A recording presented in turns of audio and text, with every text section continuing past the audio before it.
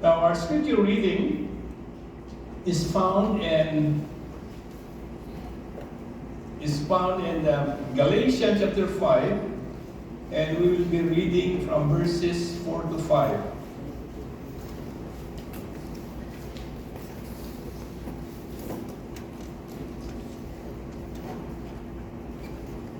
But when the fullness of the time came, God sent His Son, born of a woman, born under the law, so that He might redeem those who were under the law, that we might receive adoption as sons and daughters. May the Lord bless the reading of this passage. I think we need a new LCD because it's not really clear, right? Well, Christmas is fast approaching. We have waited almost 365 days for it. It seems like it will never get here. But 18 days from now, starting tomorrow, we will celebrate Christmas again on December 25th. And you know, it's not easy to forget Christmas because our Visa bill and our MasterCard will keep reminding us for months to come after Christmas. There is a story of one man who received his Visa bill from last Christmas. And there was a note attached to it. It says, "This bill is now 1 year old." And he sent it back with a note, "Happy birthday, bill." When Pope Julius I authorized December 25th to be celebrated as the birthday of Jesus Christ in AD 353, who would have ever thought that it would become what it is today? When Professor Charles Fullen lit candles on the first Christmas tree in America in 1832, who would have ever thought that the decoration would become as elaborate and complicated as they are today? It is a long time since 1832, longer still from that dark night brightened by a special star in which Jesus Christ the King was born. Yet as we approach December 25th once again, it gives us yet another opportunity to pause. In the midst of all the excitement, in the midst of all the complicated decorations and expensive commercialization that surround Christmas today, consider the event of Christmas again. Christmas time is so special because of the birth of the Lord Jesus Christ. Christmas time is a time of the year when we often think about peace on earth, about generosity in giving rather than selfishness in receiving. It is a time when we think less of ourselves and more about God and others. Remember this, Jesus is the reason for the season, and we are celebrating His coming into this world this month of December. Galatians 4:5 says, "But when the fullness of the time came, God sent His Son, born of a woman, born under the law, so that He might redeem those who were under the law, that we might receive adoption as sons and daughters." Now, in these two verses, we read that in His time, God the Father sent His only begotten Son into this world. The Apostle Paul, who wrote Galatians chapter 4, says the fullness of the time came. Now, in the Greek language, there were two words for time. Kairos, which means opportune time, meaning you seize an opportunity that comes your way, maybe quite by accident. And the other one, chronos, from which comes our word chronology, the orderly from progression of events when everything follows the proper sequence and is exactly right. Now, the word used in Galatians chapter 4, verse 4, by the way, the New Testament is written in Greek, the original language of the New Testament. The time used in Galatians chapter 4, verse 4 is chronos, indicating that God did not decide on the spur of the moment to take advantage of the opportune time. But instead, God orchestrated the sequence of events. And in His appointed time, He sent His only begotten Son, Jesus Christ, into this world. Ecclesiastes chapter 3, verses 11 says, He has made everything beautiful in its time. He has also set eternity in the hearts of men, yet they cannot fathom what God has done from beginning to end. In Acts chapter 17, verse 26 says, From one man, God made every nation of men that they should inhabit the whole earth, and He determined the times set for them in the exact places where they should live. That's a great scripture, which tells us that God is in control. He even determines where we live. So being here in Canada, most of us are immigrant, is not an accident. Your life, in my life, is in God's hands. And God keeps the clock. And God has made everything beautiful in His time. Now let's think about God's timing in the Old Testament time, in the life of the Lord Jesus Christ, and in our life. First of all, I want you to see God's timing in the Old Testament events. If we go back to Genesis chapter 24, in the story of Abraham's servant being sent back to the homeland of Abraham to find a wife for Abraham's son, Isaac. The servant felt the pressure of his assignment, and he did not want to fail. So the servant kneeled at the wheel of Nahor and prayed that God would help him do his job and do it well. So he prayed that God would send the right woman to the well, and that when he asked her for water to drink, that she would also offer the water to his camels. That's a specific prayer request. Now, what do you think is the probability that some young women, because young women go there to the well of Nahor to fetch water, would say, when you ask her for a drink of water, would say, I just love to give water also to your smelly camels?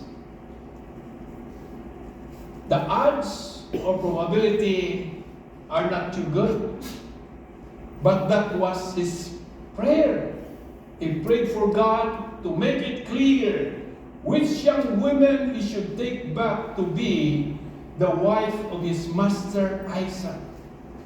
And as he was praying, the Bible says that a young maiden came to the well carrying her water pot on her shoulder. The servant asked her, would you give me something to drink? And she said, yes. And by the way, I water your camels too. The servant knows instantly that this is the girl that God has picked out for his master Isaac. At just the right time, and at just the right place, God sent Rebekah to meet the servant, and she ended up becoming the wife of Isaac. Then there's Joseph. Remember, he was the favorite son of Jacob and the grandson of Isaac. And he had a coat of many colors, and his brother was so jealous of him. So when he went out to see them, as ordered by his father Jacob, they decided to strip off his coat of many colors and throw him into a cistern, an empty well without water, and let him die. They are so jealous that they wanted to kill their younger brother Joseph. But at just the right time, after they threw him into the empty well, a caravan making its way to Egypt came by. And they thought, why not make some money off this deal? Let's not leave him here to die, but let's sell him as a slave instead. And so they did. At just the right time, Joseph arrived in Egypt and sold as a slave. At just the right time, he interpreted Pharaoh's dream. And at just the right time, Joseph rose to great power in Egypt and became the second only to Pharaoh in power. At just the right time, the famine struck the land, and his brothers made their way to Egypt, and the family was reunited. And Joseph said it exactly right when he told them, you intended to harm me, but God intended it for good to accomplish what is now being done. Genesis 50 verse 20. At just the right time, the baby Moses was placed in a little basket and set off in the river Nile. And at just the right time, Pharaoh's daughter came to death. At just the right time, the baby cried so that Moses could grow up in the household of Pharaoh. At just the right time, Boaz came back from Bethlehem to see a foreigner named Ruth gleaning in his field. And at just the right time, David came to the battlefield, and saw Goliath flexing his muscle, boasting of his power, but he killed him by a stone in a slingshot. At just the right time, Esther was made queen when her people were about to be exterminated. And Uncle Mordecai said, who knows but that God has made you queen for just such a time as this. You see, God is in control all throughout the history. In Daniel chapter 2 verse 21, we find these words. It says, God changes time and season.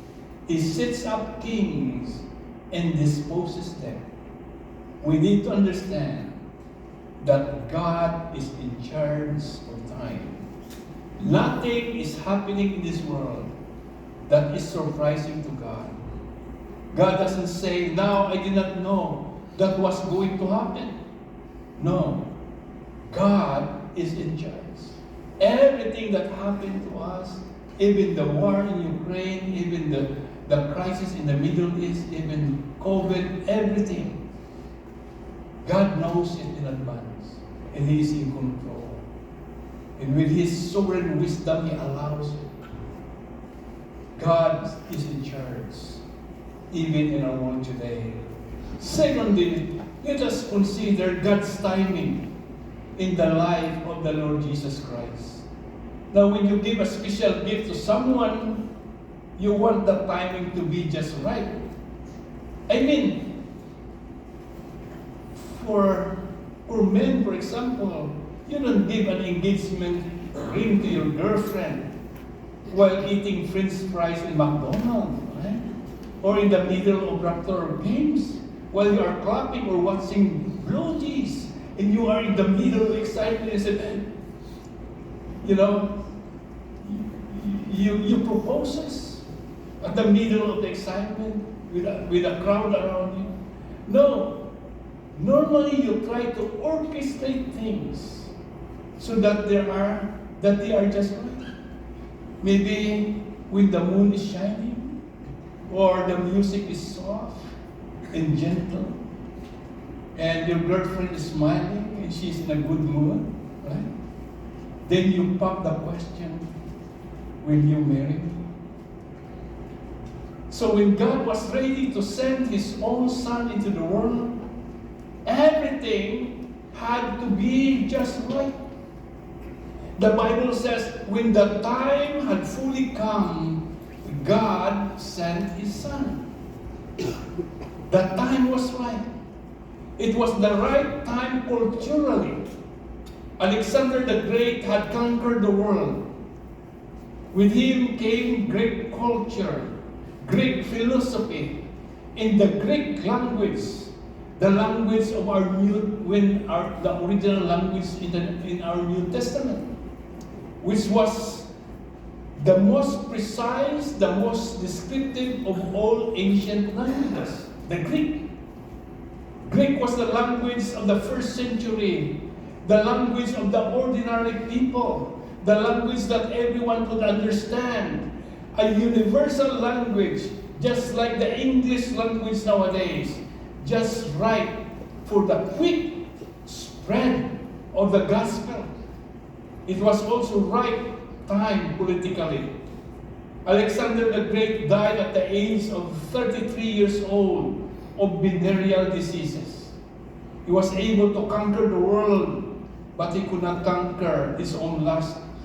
And as he lay on his deathbed, his generals gathered around waiting to find out who would inherit his entire vast domain, because he conquered almost all of the known world during that time. And history reports that Alexander the Great said, I bequeath all of my holdings to, and everyone leaned forward and held their breaths. I bequeath all of my holding to, he said, the strongest. So the civil war broke out, and the empire, the Greek empire, began to crumble. Then a Roman by the name of Octavius came into power in Rome.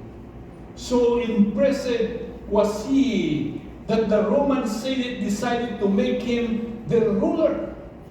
So they did not like the word king.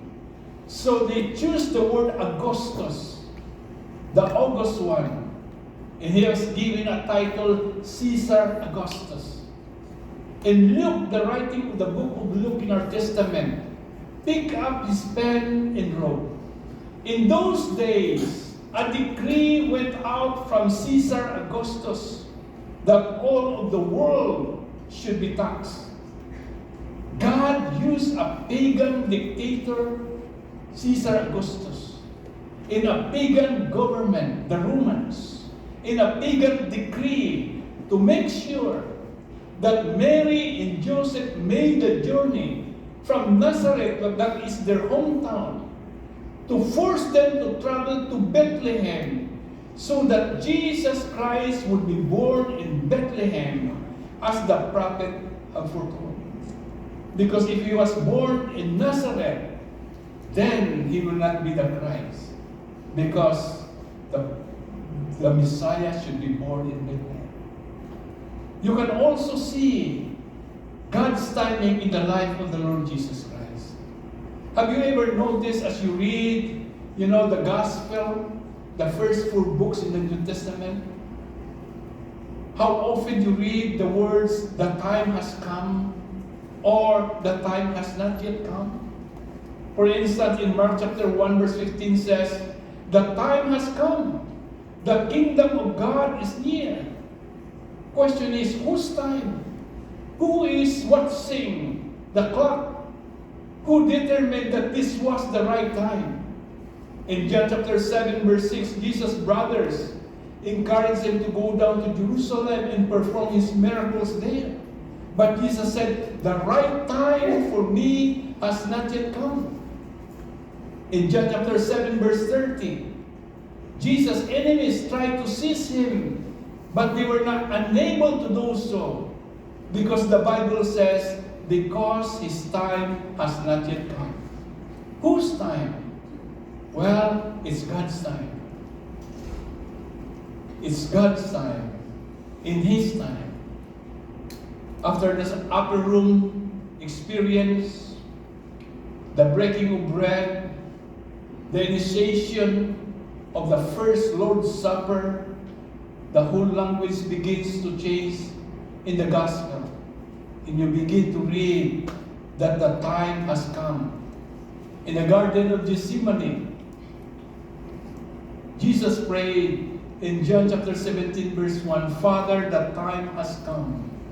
Glorify your Son, that your Son may glorify you. To His disciple he said in Mark 14 verse 41, the hour has come. Look, the Son of Man has been betrayed into the hands of sinners. Then He said to those who have come to arrest Him, this is your hour when darkness reigns. Romans 5:6. The Apostle Paul says, you see, at just the right time, when we were still powerless, Christ died for the ungodly. At just the right time, in His time. Now, if you really want to read something that will boggle your mind, turn back to the 9th chapter of the book of Daniel and look at verse 24. Because verse 24 of Daniel chapter 9 says, 77 are decreed for your people in your holy city to finish transgression, to put an end to sin, to atone for wickedness, to bring in everlasting righteousness, to seal up vision and prophecy, and to anoint the most holy place. That is a prophecy about the coming of the Messiah, the Lord Jesus Christ. Listen to the following verse in verses 25 to 26. Know and understand this. From the time the word goes out to restore and rebuild Jerusalem until the Anointed One, the ruler comes, there will be 7 sevens and 62 sevens. It will be rebuilt with streets in a trench, but in times of trouble. After the 62 sevens, the Anointed One will be put to death and will have nothing. And if you know anything about Bible prophecy, you know that those numbers represent years. The 7 represent years. Now, the first one, it says 7. Multiply 7 times 7, and you get 49 years. Now, then another one, he says 62, 7. 62 times 7, and you get 434. And add those together, 49 plus 434, it will be 483 years. Now, the prophet Daniel's prophecy prophesies that it will be 483 years from the command to rebuild Jerusalem until the Anointed One is cut off. Now, if we try to go back to history and trace it, you will find that from the time of Cyrus issued the decree to rebuild Jerusalem until the time that Jesus Christ was crucified was precisely 483 years. Prophecy is so exact. Now, does that say anything to you at all? Here is what it ought to say. If God was in charge of time during the Old Testament time, if God was in charge of time during the life of Jesus Christ, then God is still in charge of our time right now. That brings us a critical question. What about your life? What about mine? Lastly, let's consider God's timing in our life. Psalm 31 verse 15, the psalmist wrote, "My times are in your hands."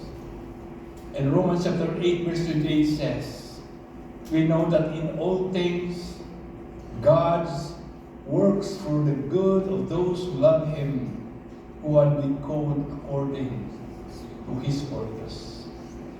Now that is a wonderful promise.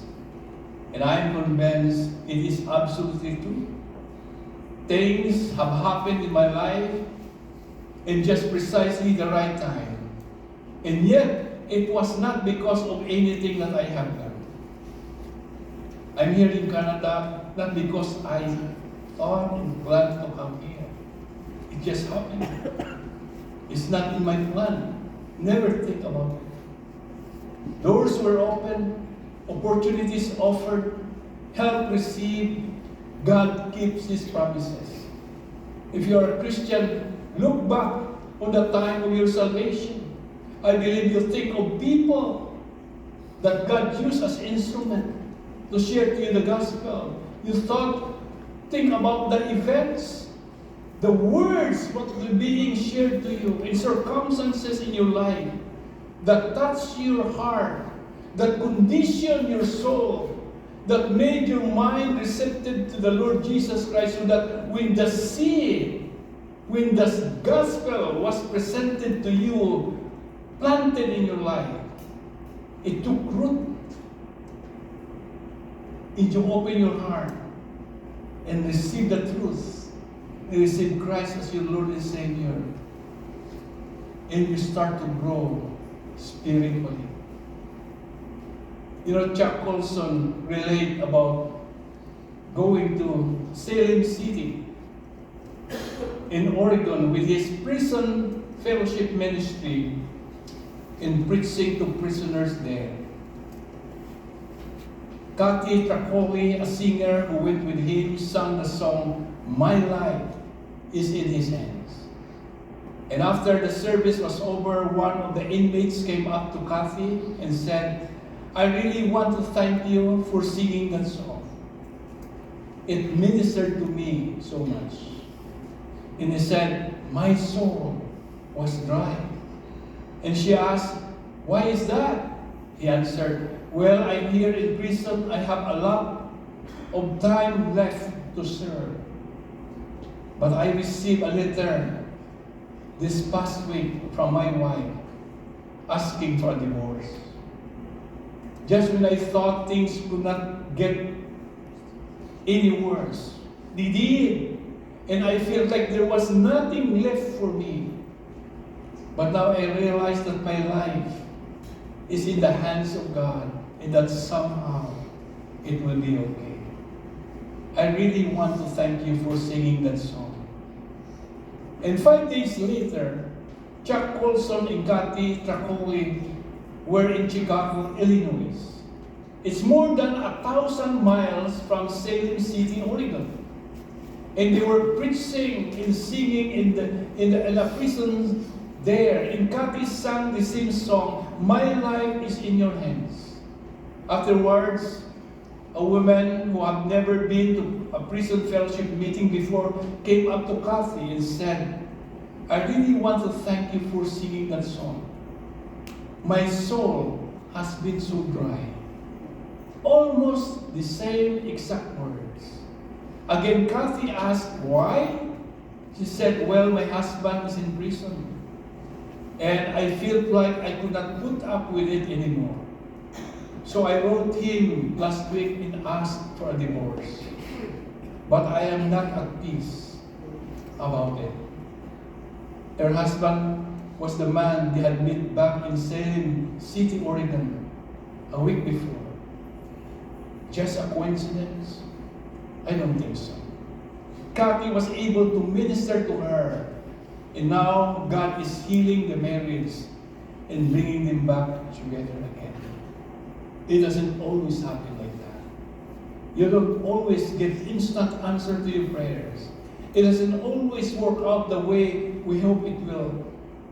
But here's the promise: no matter how difficult it may be, no matter how tough life may be, no matter how disappointing things might be in your life, God is still in control. Romans chapter 13, verse 11 says, "The hour has come for you to wake up from your slumber, because our salvation is nearer now than we first believed. Wake up, he said. If you are a Christian, rejoice. If you are not a Christian, be concerned, because the clock is ticking for you. And there is not a lot of time left. One of these days, Jesus will come again. And we will hear the trumpet blow. We will hear the voice of the archangel. And we'll see the glory of God coming in the sky. Question is, are you ready for that? Well, 2 weeks ago, I received a call almost 10 o'clock in the evening from a previous colleague, someone I know in my previous church at the FEBC. And he was asking me, Pastor, is Brother Ben Lasconia your member? I said, no. I know before he visited our church, I think a couple, 2 or 3 times, but never been a member of our church. You go, why is that? Because he is right now in the hospital, and maybe he will not, pass. He is in critical condition, suffering from prostate cancer. And he is, I think, right now 83 years old. But I remember Brother Ben, we back at FFBC. We prayed about him because he has a brain cancer. And at that time, he was being told by the doctor that he will not pass the new year. I think we are praying for her at the middle of that year. He said, you will not pass. Put your family in order, because you will not pass the new year. And that's, I think, 30 years ago that we are praying for. But God healed him. People in the church rallied. We are praying for him so hard. And God performed a miracle. He got healed. His cancer is gone. And he lived almost 30 years. And now he is old, in the hospital. And I said, it is God really who holds our life. No matter what the doctor says, if it is not our appointed time, we will not go.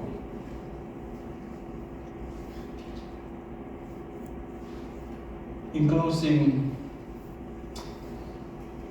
have you asked yourself, what time is it in your life? Do you think that you still have plenty of time to live in this earth? Or will you take advantage of this opportunity, realizing that in God's chronology, He has led you to this moment when you can give your heart and your life to the Lord Jesus Christ? Maybe the Lord Jesus Christ brought you here with us this afternoon for that very reason. You have not planned it to be here. Maybe you have not even thought about it. But just now, He brought you here. And He is using His precious words. He is using the Holy Spirit to say to you, now is the time of your salvation. All things have been prepared for you so that this moment can be your moment of salvation. And I extend Jesus Christ's invitation to you to repent from your sin and open your heart and receive the Lord Jesus Christ as your personal Lord and Savior. If you do so, by faith, when you ask Christ to come into your life, at that very moment, you receive the gift of eternal life. God will adopt you into His family as His son and daughter. And He give you, eternal life. And you will never perish. And you will have eternal life. If you have not received yet Christ as your Lord and Savior, I give you an opportunity right now. Let's all close our eyes. And we give an opportunity to some who are here who have not received yet the gift of eternal life that Jesus Christ offers. You can pray this simple prayer of faith, making it your own. You may say, Lord Jesus, I am a sinner, and I cannot save myself. I believe that you came into this world and suffered and died on the cross of Calvary to pay for the penalty of my sin. And you promise that anyone who believes in you will receive the gift of eternal life. I open my heart to you and receive you as my personal Lord and Savior. Come into my life, Lord Jesus, and make me a person you want me to be. In Jesus' name I pray. Amen. And you pray that spirit of faith sincerely in your heart. God hears your prayer, and the Bible promises that you receive the gift of eternal life.